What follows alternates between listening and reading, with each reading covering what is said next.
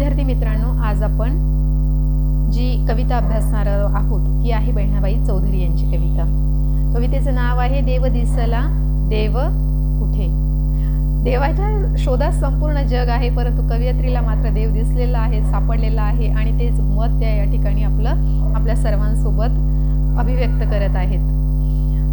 बहिणाबाई चौधरी यांच्याविषयी सांगायचं झाल्यास अगदी निरक्षर असलेली ही व्यक्ती, परंतु प्रतिभेचं उच्च देणं असलेली, अगदी घरकाम शेतकाम करता करता तिने ज्या रचना केल्या त्या अजर अमर झाल्या. कोप्यामध्ये कोपा सुगरणीचा खोपा ही रचना असेल किंवा इतरही त्यांच्या ज्या रचना आहेत त्या गेय स्वरूपामध्ये, अगदी असं म्हटलं जातं की मराठी सारस्वताला एखादा सुवर्णाचा हंडा मिळावा तशा प्रकारचं हे मराठीतलं एक उच्च कोटीचं असं धन आहे. पावणकाशी सोनं त्याला असं संबोधलं गेलेलं आहे. असं हे बहिणाबाईंच्या रचना आहेत. त्यांचे पुत्र सोपानदेव यांनी त्या रचना लिखित स्वरूपात एकत्रित आणल्या आणि त्याला प्रकाशित केलं. बहिणाबाईचे गाणे या नावाने ते पुस्तक प्रसिद्ध आहे.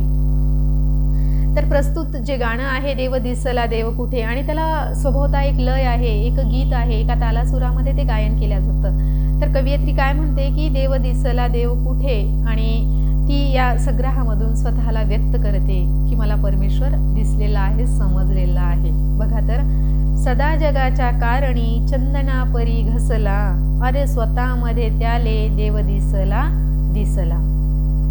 जो जगाच्या कार्यासाठी, जो इतरांच्या आनंदासाठी, जो इतरांना घडवण्यासाठी झिजत असतो, त्या झिजणाऱ्या चंदनाच्या देहामध्ये मला देव दिसत आहे. देव इतरत्र कुठेच नाही. जो ते निर्माण करत आहे, जो हे विश्व उभारत आहे, जो चैतन्य देत आहे आणि त्यासाठी जो कष्ट झेलत आहे, त्यासाठी जो उपेक्षा सहन करत आहे, त्या व्यक्तीमध्ये त्याच्या तो देह मला चंदनाचा देह वाटत आहे आणि त्यामध्ये मला देव सापडला आहे. अशा प्रकारची भावना कवयित्री या ठिकाणी व्यक्त करते.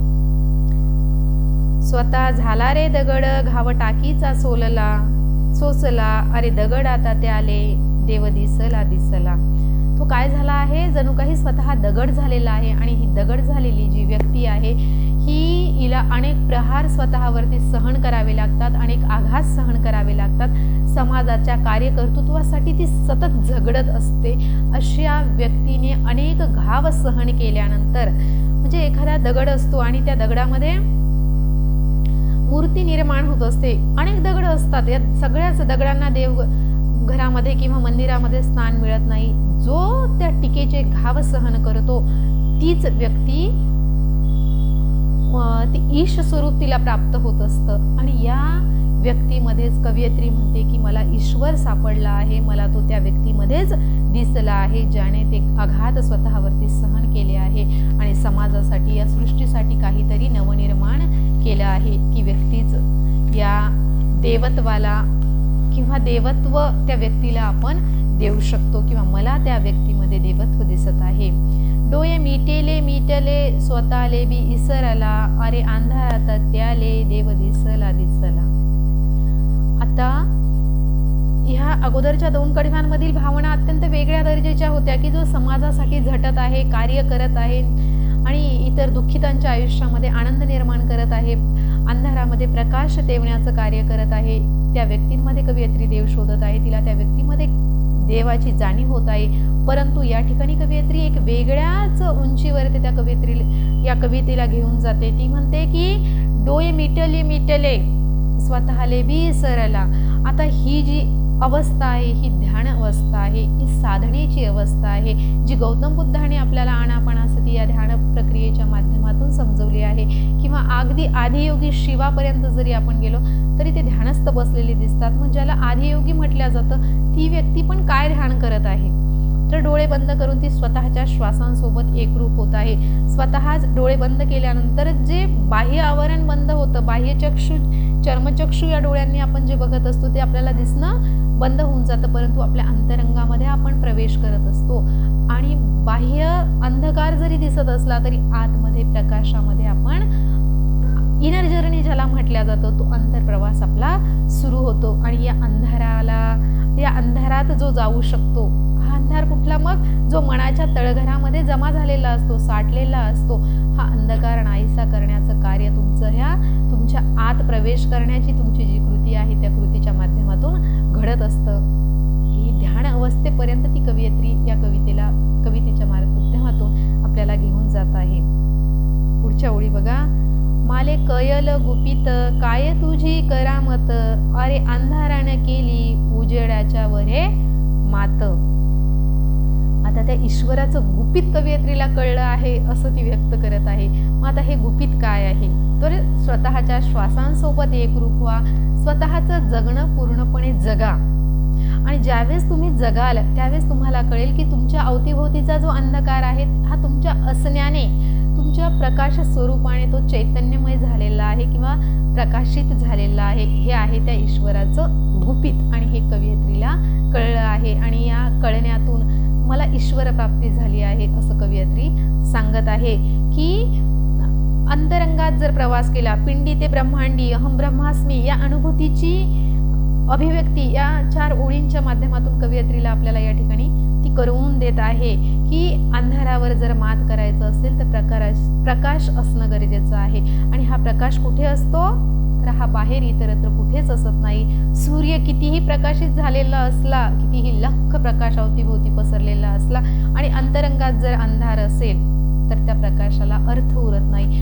पण जर तुम्ही अंतरंगातून प्रकाशित झालात आणि बाह्य जगात पूर्णतः अंधकार असेल तरी सुद्धा तुम्ही त्या सूर्यापेक्षाही कितीतरी अधिक पटीने तेजस्वी होऊ शकता किंवा प्रकाशा संपूर्ण सृष्टीला तुम्ही देऊ शकता. आणि हे गुपित कवयित्रीला साध्य झालं आहे, तिला ते उमगलं आहे.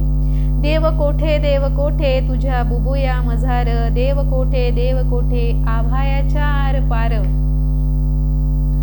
असं म्हटलं जातं की देव भ्रुकुटी इथे 2 भुवयांच्या मध्यभागी इथे जर तुम्ही श्वासांवरती लक्ष केंद्रित केलं तर तुम्हाला इथे आत्मप्रकाशाची किंवा आत्मतेजाची आत्मानुभूती तुम्हाला या ठिकाणी होते. कुणी असं म्हणतं की जो तुमचं हृदय आहे त्या हृदयामध्ये जर तुम्ही लक्ष केंद्रित केलं तर तुम्हाला ईश्वर तिथे जाणवतो. मग कवयित्री काय म्हणत आहे की तो 2 भुवयाच्या 2 भ्रुकुटीच्या मध्ये नाही किंवा त्या भ्रुकुटीच्या मध्ये तो मला दिसला आहे, पण हा दिसलेला जो ईश्वर आहे, जो माझ्या आत आहे, जे चैतन्य, जे आत्मतत्व माझ्या आत आहे तेच मला कुठे दिसत आहे? तर अगदी आभायाच्या आरपार म्हणजे पिंडी ते ब्रह्मांडी माझ्यात जे आहे ते संपूर्ण सृष्टीचं तत्व आहे. जे माझ्या अंतरंगात जे माझं आत्मतत्व, तेच परतत्व, परमात्म परतत्व स्वरूप जे आहे ते सुद्धा मला या ठिकाणी दिसत आहे. 2 भुवयाच्या मध्ये म्हणजे अतिसूक्ष्म स्वरूप, पण अगदी आभाळाच्या आरपार म्हणजे संपूर्ण सृष्टीमध्ये चराचर जे व्यापून आहे ते माझं स्वरूप मला दिसलं आहे, प्राप्त झालं आहे. आणि ही अनुभूती कवयित्री या ठिकाणी आपल्याला की देव कुठे आहे तर तो मला सापडला आहे. जे अनेक लोक नास्तिक म्हणून फिरत आहे किंवा ईश्वरावर विश्वास नाही असं जे सांगतायत त्या प्रश्नाचं हे कवयित्री उत्तर देत आहे. जी आजची तरुण पिढी अगदी अस्ताव्यस्त झाली आहे, दिशाहीनपणे भरकटत आहे, या पिढीला एक नवा मार्ग दाखवण्याचं कार्य या कवितेतून कवयित्री करत आहे. अध्यात्म काय आहे, भारताची प्राचीन संस्कृती काय आहे, त्या संस्कृतीकडे नेण्याचं काम या कवितेच्या माध्यमातून साध्य होत आहे. की जुनं आपलं जे भौतिक आध्यात्मिक ज्ञान आहे, जी आपण उन्नती साधलेली होती किंवा आत्मतत्व परतत्व या संकल्पना आपण ज्या विशद केलेल्या होत्या, पिंडी ब्रह्मांडी हे जे स्वरूप आपण पाहिलं होतं की संपूर्ण सृष्टी शून्य आहे आणि शून्यामध्येच सर्व काही आहे, या अनुभूतीची ही कविता आहे. आणि खरोखर चिंतन आणि मनन करण्यासारखी आणि हा मौलिक संदेश घेण्यासारखी आहे. आणि जो संदेश मिळाला आहे त्याचं प्रत्यक्ष अनुकरण करून किंवा प्रात्यक्षिक करून खरंच तुम्हाला ही देव मिळतोय का किंवा सापडतोय का हे अनुभवण्यासारखं आहे. अशा प्रकारची या कवितेचा सारार्थ आपल्याला सांगता येईल. धन्यवाद.